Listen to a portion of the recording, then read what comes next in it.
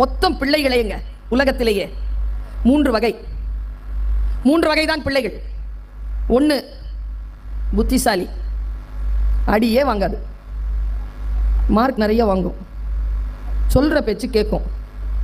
அது நம்ம வீட்டில் இருக்காது, பக்கத்து வீட்டில் இருக்கும். சரியா? 2வது வகை திறமைசாலி, என்ன மாதிரி படிக்கவும் படிச்சிடும், நல்லா டான்ஸ் ஆடும், பாட்டு பாடும், பேசும், ப்ரைஸ் வாங்கிட்டு வரோம், சம்பாரிச்சிட்டு வரோம், எல்லாம் செய்யும். இது திறமைசாலி, அதுவும் நம்ம வீட்டில் இருக்காது. சரி, அதுவும் பக்கத்து வீட்டில் தான் இருக்கும். 3வது வகைன்னு ஒன்று இருக்குது. அந்த 3வது வகை யார் தெரியுமா? அதுக்கு புளி மூட்டைன்னு பேர். அது ஒழுங்காகவும் படிக்காது, நல்ல டேலண்டாகவும் டான்ஸ் ஆடும், பாட்டு பாட எதுவும் செய்யாது, சும்மா உட்காந்துருக்கும். நம்ம சொல்கிற பேச்சு கேட்காம நம்மளை முறைச்சி பார்த்துட்டு அது பாட்டுக்கு என்ன செய்யணுமோ அதை செஞ்சுக்கிட்டே இருக்கும். நான் ஒரு விஷயம் சொல்லட்டுமா? இந்த 3வது வகை குழந்தைகள் நம்ம வீட்டில் தான் இருக்கும். அப்படி இருக்கக்கூடிய பேரண்ட்ஸ் இங்கே யாராவது இருந்தீங்கன்னா நீங்கள் பாக்கியசாலிகள். ஏன் தெரியுமா? அவர்கள் தான் இந்த ஃபர்ஸ்ட் கேட்டகரி புத்திசாலிகளையும் செகண்ட் கேட்டகரிகளான திறமைசாலிகளையும் நிர்வகிக்க போகிற நிர்வாகிகள். அவங்க தான் சம்பளம் கொடுக்குறவங்க. ஆனால் அந்த குழந்தைகள் சரியாக அடையாளப்படுத்தப்படுவதில்லை, என்கரேஜ் பண்ணப்படுத்துறது இல்லை. என்கரேஜ்மெண்ட்டே கிடையாது அத்தகைய குழந்தைகளுக்கு. கைத்தட்டல் எதை காட்டுது தெரியுமா? வலி. அவ்வளோ வலிக்குது அதுங்களுக்கு. இதில் இன்னொன்று, தயவு செய்து என் கையில் ஜெயலட்சுமி மேடத்துக்கு சொல்கிறேன், இந்த 100% அட்டண்டன்ஸ்க்கெல்லாம் என் கையில் இந்த பரிசு கொடுக்காதீங்க தயவு செஞ்சு. 100 நாள் குழந்தை பள்ளிக்கூடத்துக்கு வந்து என்ன பண்ண போகுது? அது ஒரு காது குத்துக்கு போறதில்ல, ஒரு சாவுக்கு போறதில்ல, ஒரு கல்யாணத்துக்கு போறதில்ல, உடம்பு சரியில்லை நான் வீட்டில் படுத்துக்கிறது இல்லை, அம்மா அப்பாவுக்கு உடம்பு சரியில்லைன்னு ஒரு வெண்ணி வச்சு தர்றதில்லை, எதுவுமே தெரியாது. 100 நாள் வந்து உங்ககிட்ட உட்காந்துக்கணுமா? இதுவும் வலிதான். நான் என்ன சொல்றேன், 95 நாள் வாங்க போதும். போதும் இல்லை மேடம்? 95 போதும். 5 நாள் இந்த குழந்தைகளுக்குன்னு சொல்லிட்டு ஸ்கூல் நடக்கிற நேரத்தில் ஸ்கூல் இல்லாமல் வீட்டில் இருந்தால் எப்படி இருக்கும்னு இந்த 100 மார்க் வாங்குறவங்களுக்கு தெரியாதுங்க. வாழ்க்கை வாழ கற்றுக் கொடுங்கள். நான் கல்வியாளர்னு சொன்னேன்ல, நல்லா தெரிஞ்சுக்கோங்க. ஃபர்ஸ்ட் மார்க் வாங்கணும்னு விருப்பப்படாதீங்க. பிள்ளை யாரெல்லாம் ஃபர்ஸ்ட் மார்க் வாங்குதோ அந்த குழந்தைகளை ஜெயிக்கிறதுக்கான ஆற்றலை உங்கள் குழந்தைகள் பெறுவதற்காக பாடுபடுங்கள். ஃபர்ஸ்ட் மார்க் வாங்குறது பெருசு இல்லை, ஃபர்ஸ்ட் மார்க்லாம் யார் வாங்குறாங்களோ அவங்கள ஜெயிக்கணும். என் கிளாஸ்ல சத்யபாமா மேடம் தான் ஃபர்ஸ்ட் மார்க் வாங்குவாங்க 10th வரைக்கும். நான் 10th ரேங்க் தான். சத்யபாமா மேடம் எங்க இருக்கிறாங்கன்னு இன்னைக்கு உலகத்துல யாருக்கும் தெரியாது. பர்வீன் சுல்தானா எங்க இருக்கிறேன்னு சத்யபாமா மேடத்துக்கே தெரியும். ஜெயிச்சு காட்டுங்க. குழந்தைகள் கிட்ட இருக்கக்கூடிய ஆர்வத்தை வளர்த்தெடுங்கள். இந்த பேரண்ட்ஸை பார்த்தா ஒரு கவலை வருது எனக்கு. குழந்தை தான் நம்ம கிட்ட அது மொழியில பேசும், நாம குழந்தைக்கு புரிகின்ற மொழியில் பேச வேண்டும். அப்படிப்பட்ட ஆசிரியர்களும் அப்படிப்பட்ட பெற்றோர்களும் வாய்க்கின்ற குழந்தைகள் மிகப்பெரிய ஆளுமையுடன் வளர்கிறார்கள். நான் பல இடங்கள்ல சொல்லி இருக்கிறேன், இங்கேயும் சொல்றேன், எங்க அம்மா வறுமையில் தான் என்னை வளர்த்தாள். இன்னைக்கு என்கிட்ட எல்லாமே இருக்கு. அவள் கால் தூசு இருக்குல்ல, அதற்கு கீழாக நான் என் சம்பாத்தியம், என் கல்வி, என் ஆற்றல், என் ஆளுமை எல்லாத்தையும் போட்டுடலாம். ஏனென்றால் இதையெல்லாம் பெறுவதற்கு வழி சொன்னவள் என் அம்மா. படிக்காத பெண் தான். கிழிந்த பாயில் என்னை படுக்க வைத்துக் கொண்டு பறக்கும் கம்பளங்களை பற்றி கதை சொல்லுவாள். அவள் கதைகளில் கிழிந்த பாய்கள் வந்ததே கிடையாது. அதனால் தான் நான் பறக்கும் கம்பளங்களில் இருக்கிறேன். புரிந்து கொள்ளுங்கள். நான் நல்லா பேசுறேன்னா அதுக்கு என் வாய் காரணம் இல்லை, என் பெற்றோரின் காதுகள் காரணம். என் பெற்றோர்கள் கேட்டார்கள், நான் என்ன பேசுகிறேன் என்பதை கேட்டார்கள். என் தகப்பன் என்னுடைய முதல் ரசிகன். அநியாயத்திற்கு பாராட்ட மாட்டார், ஆனால் உடைந்து போகாமல் என்னை காப்பாற்றுவார். அப்பா, நீங்கள் காப்பாற்றுகிறீர்களா? உங்கள் பிள்ளைகள் உடைந்து போகாமல் தூக்கி நிறுத்தி காப்பாற்றுகிறீர்களா? தோத்து போயிட்டு வருவேங்க, தோத்துட்டு வருவேன். தோத்துட்டு வருவேன்னா அப்பாவுக்கு தெரிஞ்சிடும். ஏன்னா அவர் கட்டில் உட்காந்துருந்தா நான் கீழே உட்காருவேன். ஜெயிச்சுட்டு வந்தேன்னா அவர் பக்கத்தில் உட்காருவேன். கீழே உட்காந்து இப்படி தடவிக்கிட்டே அப்பா சொல்றது சொல்றேன்.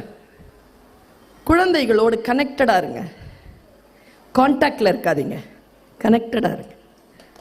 கான்டாக்ட்ல இருக்கிறது வேற, கனெக்டடா இருக்கிறது வேற. பிள்ளையினுடைய சிறு அசைவும் உங்களுக்கு தெரியணும். அப்பா தலைமுடியை தடவிக்கிட்டே சொல்வார் தெரியுமா, ஒரு விளக்கு இருக்குல்ல, சிம்மினி விளக்கு, அதுக்குள்ள தீபம் இருக்குல்ல, அந்த விளக்கினுடைய அந்த சிம்மினியை நம்ம ஏன் வைக்கிறோம்? ஏன் வைக்கிறோம்? தீபம் காற்றுக்கு அணையாமல் காப்பாற்ற தானே சிம்மினி வைக்கிறோம். அப்பா சொல்வார், காற்றே சிம்மினியா வந்து அந்த தீபத்தை காப்பாத்திட்டு இருக்கான். அந்த தீபத்தை யாரால் அழிக்க முடியும்? அதற்கு தான் இறையருள் இருக்கிறது. இப்படி சொல்வாருங்க அப்பா. உனக்கு சிம்மினி, காற்றினால் நீ அணைந்து போவாய் என்று சிம்மினி உன்னை காப்பாற்றவில்லை, காற்றே சிம்மினியாக வந்து நின்று காப்பாற்றி கொண்டிருக்கிறது. உனக்கு இறைவனின் அருள் இருக்கிறது, உன்னை யாரும் தோற்கடிக்க முடியாது. நீ எழுந்து நாளை காலை பள்ளிக்கூடத்திற்கு நல்ல தைரியமா போ என்று பேசுவார் அப்பா. ஏழை அப்பா தான். எப்படிப்பட்ட வார்த்தைகளை பிள்ளைகளிடம் பேசுவேன். நான் ஒரு வரலாற்று செய்தியை சொல்கிறேன். ஒரு 6 மாதத்திற்கு முன்னால் எனக்கு ஒரு, இந்த எல்லார்கிட்டே இருக்குதானே இது, எனக்கு தெரியல நான் பயன்படுத்துற மாதிரி நீங்க பயன்படுத்துறீங்களான்னு, ஒரு காணொளி வந்தது. அந்த காணொளியில் வந்த செய்தியை நான் கடத்துறேன். உங்கள் மனதிலே எத்தகைய மாற்றங்கள் வருதுன்னு நான் உங்களுக்கே விடுறேன். அதை அந்த லேடி வந்து ஒரு 55 வயது இருக்கோங்க, அப்படி நின்றுட்டு இருக்காங்க. தலைமுடி இப்படி வெட்டப்பட்டிருக்கு, ரொம்ப ஸ்டைலா இருக்காங்க, லைட்டா லிப்ஸ்டிக் போட்டிருக்காங்க, ஒரு முத்து மாலை இருக்கு, இவ்வளவு தூரம் க்ளோஸ்டு நெக்ல ஒரு உள்ளாடை போட்டு அதுக்கு மேல வந்து ஒரு கோட் போட்டிருக்காங்க. உலகத்துக்கு பேசுறாங்க. எனக்கு வந்தது 3 நிமிட காணொளி. அது பின்னால ஒரு வெளிநாட்டுக்கான ஒரு கொடி ஒன்று இருக்கு. அந்த அம்மா நின்று பேசின அந்த 30 செகண்ட்ல நான் சொல்றேன். அம்மா பேர் ஷியாமலா, இங்கிலீஷ்ல பேசுது அந்த அம்மா. என் அம்மா பேர் ஷியாமலா, என் அப்பா பேர், என் தாத்தா பேர் கோபாலன். 5 வயசுலேருந்து 12 வயசு வரைக்கும் எங்கள் அம்மா என் தாத்தா வீட்டுக்கு என்னை கூப்பிட்டு போவாங்க. என் தாத்தா ரிட்டையர்டு ஆஃபீஸர், லாங் வாக்கு போவார். அப்போது என்னையும் வாக்கிங்க்கு கூப்பிட்டு போவார். நான் அவரை இப்படி பார்த்துக்கிட்டே போவேன். இப்படி பார்த்துக்கிட்டே போவேன்னா இவ்வளோ இருக்காங்க. எங்கள் தாத்தா தன்னுடைய நண்பர்களிடத்தில் இந்த நாடு எவ்வளவு உயர்ந்தது, இந்த மக்கள் எவ்வளவு கலாச்சாரமானவர்கள், இவர்களுக்கு ஏன் ஊழலற்ற ஆட்சி இருக்க வேண்டும், இவர்களுடைய சொத்து என்ன, இவர்களுடைய மனநிலை என்ன, இவர்களுடைய கல்வி எப்படி இருக்க வேண்டும், இவர்களுடைய அரசியல் சூழல் எப்படி இருக்கணும்னு சொல்லிட்டு ஃப்ரெண்ட்ஸ் கிட்ட பேசிட்டு வருவார். நான் அவரை பார்த்துட்டே வருவேன். அடுத்த 20 ஆண்டுகள் சிவில் சர்வீஸில் நான் ஆர்வத்தை காட்டினேன். அடுத்த 20 ஆண்டுகள் நான் களமாடினேன். இன்றைக்கு யுனைடெட் ஸ்டேட்ஸ் ஆஃப் அமெரிக்காவின் துணை ஜனாதிபதியாக இருக்கிறேன் என்று சொன்னார் கமலா ஹாரிஸ். கமலா ஹாரிஸ் என்கின்ற ஒரு பெண்ணினுடைய வாக்குமூலம் இது. நான் ஏன் இதை உங்களுக்கு சொல்லுகிறேன்? கமலா ஹாரிஸனுடைய தாத்தா கமலா ஹாரிஸ் கிட்ட அதை பேசவே இல்லை, அவர் தன்னுடைய ஃப்ரெண்டு கிட்ட பேசுறாரு. நல்லா தெரிஞ்சுக்கோங்க, நம் குழந்தைகள் அவர்களிடத்தில் பேசுவதை மட்டும்தான் கவனிக்கிறார்கள் என்று இல்லை, நாம் அடுத்தவர்களிடத்தில் பேசுவதையும் கவனித்தவர்களுடைய ஆளுமையை வளர்க்கிறார்கள். கவனமாக பேசுங்கள். பெற்றோராக இருக்கக்கூடியவர்கள் கவனமாக பேசி ஆக வேண்டும். இப்போ சமீபத்தில் 22 வருஷம் காத்திருந்து தன் தகப்பனை கொலை செய்த 17 ஆண்டுகள் தண்டனை பெற்ற ஒரு கைதியை ஒரு பையன் கொலை பண்ணியிருக்கான். இப்படி ஒரு செய்தி வருது. அப்ப 22 வருஷம் அந்த வன்மத்தை அந்த குடும்பம் அந்த குழந்தையின் மனதிலே ஊட்டி இருக்கிறது. எதை அந்த குழந்தைக்கு நீங்கள் தருகிறீர்களோ அதுதான் நீங்கள் அறுவடை செய்வீர்கள். எதை தருகிறீர்கள் என்பதிலே கவனம் வையுங்கள்.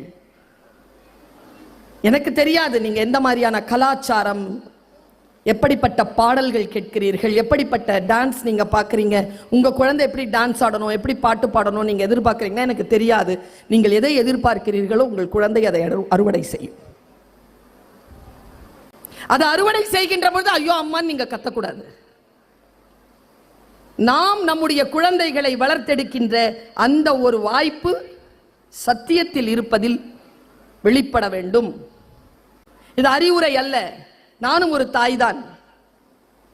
என் பையன் ஏதாவது ஒரு சின்ன தப்பு நான் செஞ்சாலே, அம்மா நீ எனக்கு என்னுடைய கதாநாயகனே நீ தான், ஐயோ அம்மா ஹீரோ, அம்மா நீ இப்படி உடையலாமா, நீ இப்படி அழலாமா, நீ இப்படி துன்புறலாமா, நீ இப்படி உடம்பு பார்த்துக்காம இருந்துக்கலாமா, நீ இப்படி செய்யலாமான்னு கேட்பான் என்கிட்ட.